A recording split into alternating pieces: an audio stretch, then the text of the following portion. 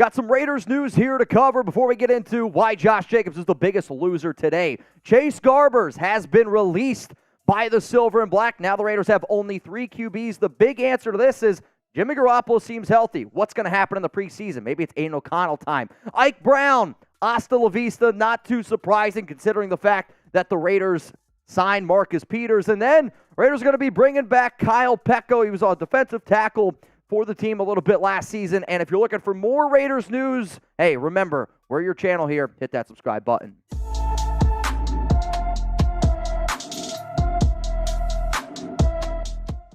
Raider Nation, what's going on? You're watching the Raiders Report, and today's show is sponsored by Kanzuri. If you're looking for an extra 2.8 inches, hey, they're going to be able to help you out. Go down in the comments and in the description. It's kanzuri.com/chat for height-boosting shoes. Now, I'm going to tell you this right now. Josh Jacobs was the biggest loser today, and I'm going to tell you why a little bit later on today's show, plus everything that you need to know around Raiders training camp. I'm talking Jimmy Garoppolo update, Tyree Wilson update, and the Raiders worked out a running back today, so we'll discuss all of that. But the number one thing that I really wanted to talk about is why I believe Josh Jacobs was a loser today, and it's because Saquon Barkley, New York Giants running back, him and the Giants agreed to a 1-year deal worth up to $11 million. The deal also includes $2 million in a signing bonus, and the deal does not include a no franchise tag clause.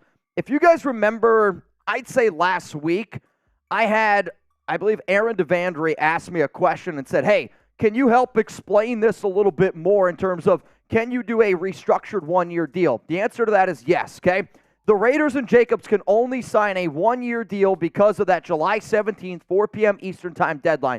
That deadline was for multi-year extensions. However, the new rules are that the Raiders and Josh can essentially sign a 1-year contract that could give him more money if he wishes. And the Giants and Barkley did the right thing. They rallied together, and they got a deal done. So this Barkley deal, 110% will impact Josh, and it will 110% impact the Las Vegas Raiders. More news here around Barkley and the New York Giants, and this one's coming in from Ian Rappaport. The Giants and star running back Saquon Barkley agreed to terms to a new 1-year deal worth up to $11 million, as Barkley gives himself a chance to beat the franchise tag. He gets a $2 million signing bonus. Bottom line, Barkley is coming in and will be at training camp. From Spotrac, if Barkley maxes out his restructured deal in 2023, he'll earn $11 million. That increases his franchise tag value for 2024 up to $13.2 million, or a $24.2 million payout over 2 years. The reason why that this is important is because the way that the franchise tag works, if the Giants were to franchise tag him next season, it goes up by 20%. So because Barkley did this deal and the Giants did this deal, he does have the opportunity to make even more money next year if the Giants hit him with the tag. Ryan Dunleavy on Twitter. A lot of confusion on Giants Saquon Barkley incentives. My understanding per sources, and this is something that the Raiders could do as well, is all 3 numbers are tied to the playoffs. And this is the type of incentives that I would want the Raiders to do with Jacobs. So essentially, Barkley is getting $303,000 apiece if he has 1,350 rushing yards, plus they make the playoffs, 65 catches, plus they make the playoffs, 11 total touchdowns, plus they make the playoffs. If I'm the Raiders, I look at this deal that the Giants and Barkley did, and I figure out every single way to get that done with Jacobs, because at the end of the day, I'm okay paying Jacobs if he wants to make up to $15, $16 million in incentives and everything is tied to the playoffs. It's worth every damn penny. Let's be real here. From Mike Tannenbaum, a player getting more money on a 1-year deal is extremely rare. The last time it happened was 2005 when the Colts gave Edgerrin James the ability to earn more money on a 1-year deal and incentives. What the parties agreed to this morning rarely happens. And it does rarely happen, but it did happen. So how does this impact Josh Jacobs? I don't know about y'all. That was the number one question I thought about this morning. And I'm going to tell you exactly how it's going to impact the Raiders, and I'm going to tell you how it impacts Jacobs, and I'm also going to tell you who's got more leverage between number 8 and the silver and black. But today's show, y'all, is sponsored by Kanzuri, and you get 15% off at kanzuri.com/chat. That link's going to be available for you guys down in the comments and in the description. So, fellas, have you ever wished you were a little bit taller? Well, if that's you, I have you covered with today's sponsor, Kanzuri. Kanzuri makes shoes that make you up to 2.8 inches taller without anyone knowing. Look, girls get heels. Why can't men get a boost in confidence too?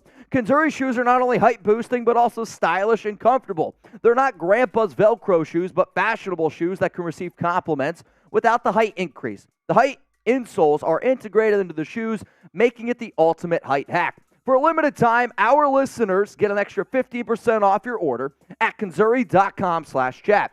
The site is already 30% off, and with our link, you get an extra 15%. So that's 45% off your entire order. Support the Raiders Report and check them out at kanzuri.com/chat. Life's short, but hey, you don't have to be. It's time to level up the playing field. Kanzuri is an absolute game changer when it comes to your dating life. And Alex, my fiance now, she's short. That's just a cold, hard fact.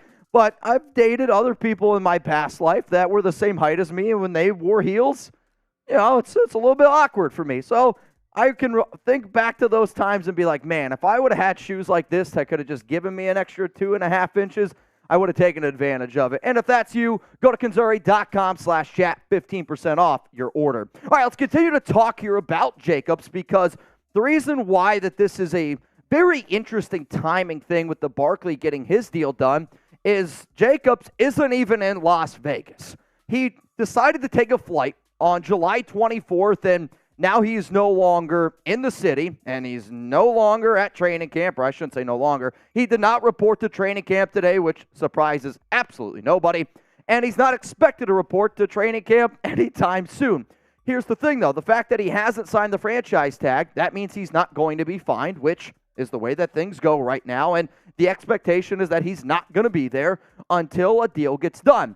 However, the reason why I am saying that Josh Jacobs is the biggest loser today, arguably in the NFL, it's because Barkley and the Giants signing a deal, it makes Jacobs look bad for missing training camp.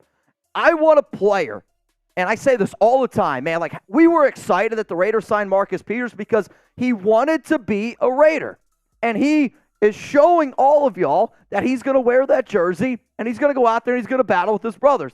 That's what I want from Jacobs. He was a team captain last season, and I want my team captain buying in, especially after a season. I get it. He had over 2,000 total yards.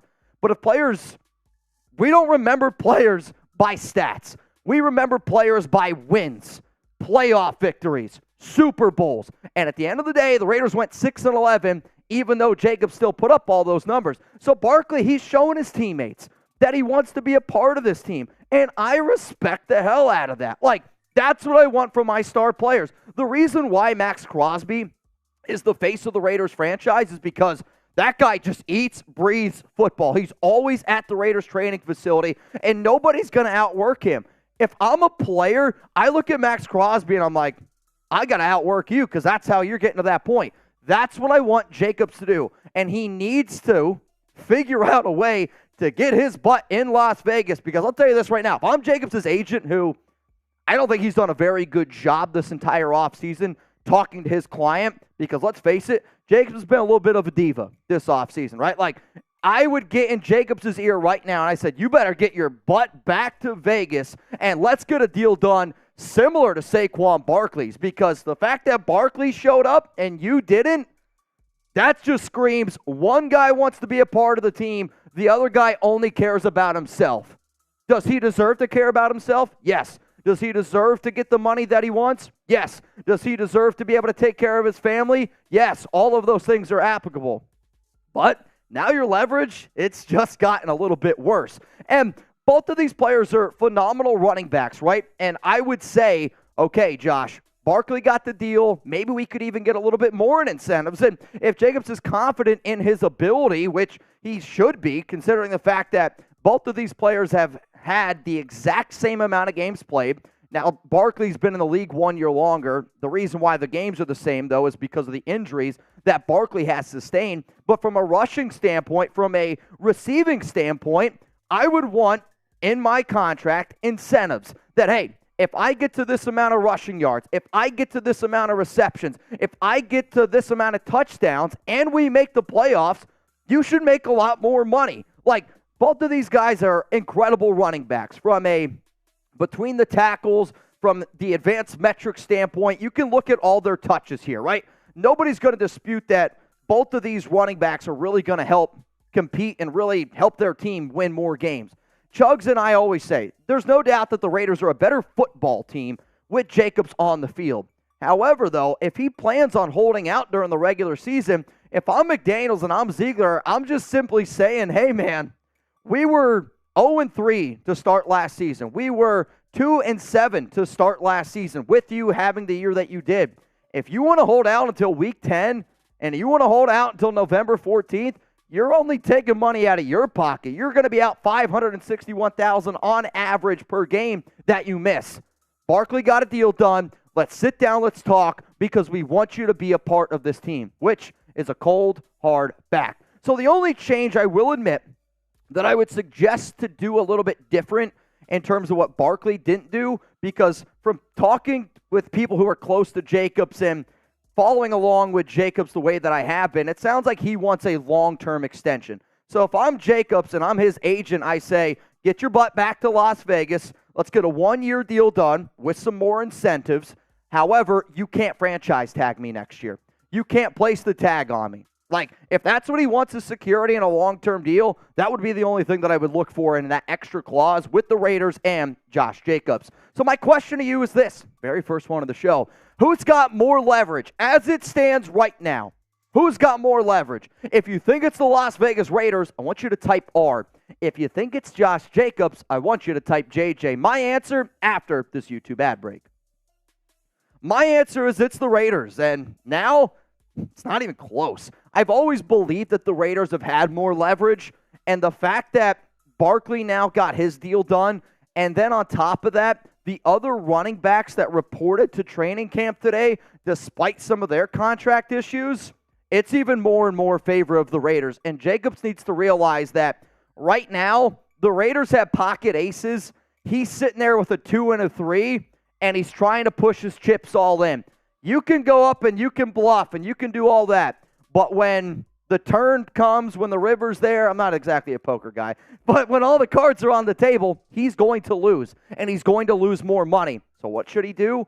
Fold, take his chips home, and take that $10.1 million. So there was a report that came from MLF Football, and there was other people that reported this as well, that star running backs Christian McCaffrey, Najee Harris, J.K. Dobbins, Nick Chubb, Derrick Henry, Jonathan Taylor, Jacobs, Barkley, Aaron Jones, Tony Pollard, Joe Mixon were in attendance for Austin Eckler's Zoom meeting in collaboration with the NFLPA discussed the depressed market for running backs. Dalvin Cook was also invited, but was on a flight home from his football camp for his kids.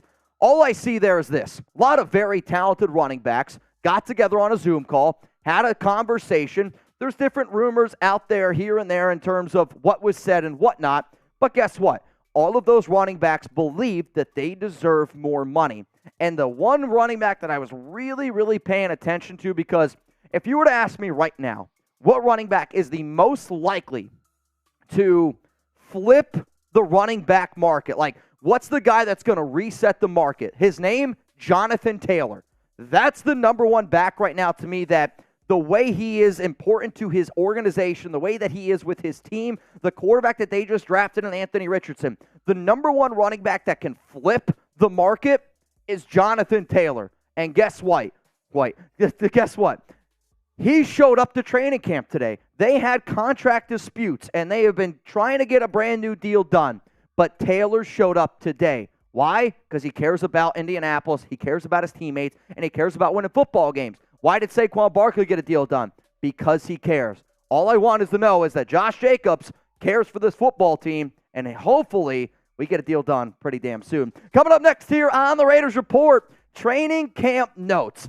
I'm going to tell y'all, the most important things that you should know about what happened at Raiders training camp today. And if you don't already know, this is exactly why you hit that subscribe button. It's exactly why you turn on your notifications. We're going to do everything I can. Give my analysis, give my feedback, but also give you the news and notes that you need. If you are already subscribed, take that link down below. Send it to some Raider fans out there. I know Queen Sarah Otto, Martin, Mr. OG Raider always got my back. But let's continue to grow the family here on the Raiders Report. All right, so some of the news that happened today. I mean, the other reason why Jacobs is a big loser is because the Raiders worked out a running back, XFL defender RB, Abram Smith. He led the XFL last season in rushing yards, so you go from one rushing king to another, right? 788. I'll also say he was the only running back in the XFL last season to have over 500 rushing yards. Is Smith going to take Jacobs' job? No. Hell, he's not even one of, he probably won't even make the 53-man. But I do think this is a message that McDaniels and Ziegler are sending out to Josh saying, yeah, we would obviously like you here, but if you're not here, we're going to replace you, and we're going to find out another running back that might be able to do that. I like Sincere McCormick. Brent Brown's an okay back. Brandon Bolden, you all know how I feel about him. But this is news. Like, this is a shot at Jacobs. You're not going to show up? Cool, we're going to bring somebody in. We're going to work you out. Like, that's just how this organization works. More news around Hunter Renfrow today. Josh McDaniels said that he expects a big year from number 13 after a season where he had only 36 catches, 330 yards, and 2 touchdowns. I get a little bit nervous when I hear McDaniels say that, and I don't know if nervous is the right word. If you're able to trade Renfrow and you're able to get that extra money, 11.6, and potentially use that money to make Jacobs happy, cool. I'm all about it. But I'll also say he also said Darren Waller was going to be a big part of this team, and 2 weeks later, he ended up getting dealt. So I saw what McDaniel said. I'm hoping that the addition of Danny Amendola can really help out Renfrow have a better year this upcoming season. For Jimmy Garoppolo, the news update around him was no restrictions for Jimmy G. I don't anticipate that he's going to take 100% of the snaps this upcoming, we'll call it training camp. But the fact that they're going to say, all right, training wheels, take them off. We're going to let him pedal, and he's going to go by himself. Like, it's not going to be McDaniels holding his back the way that my dad used to teach me when I was riding my bike. No, this is go out there, execute the offense, and if you're unable to stay healthy, we don't got to pay you anyway because of that clause that's in your contract. The news around Marcus Peters, if you follow me on Twitter, I put it out there, and you can always follow me on social media. I'm at MitchellWren365. Peters is going to wear number 24, which definitely puts a smile on my face because some of my greatest, I guess some of the players that I love more than anyone have always worn 24. Big beast mode fan. Charles Woodson is a freaking GOAT. And now Marcus Peters repping 24 as well. More injury news here to cover. Tyree Wilson, no timeline for his return. Though when McDaniels was asked today about it, he didn't really seem too nervous. It was like, yeah, this is part of the plan. We are not going to rush him back. And the most important thing, though, from what I understand is they do want to work him in slow, but he should be out there week 1, and then they'll start ramping it up the back half of the season.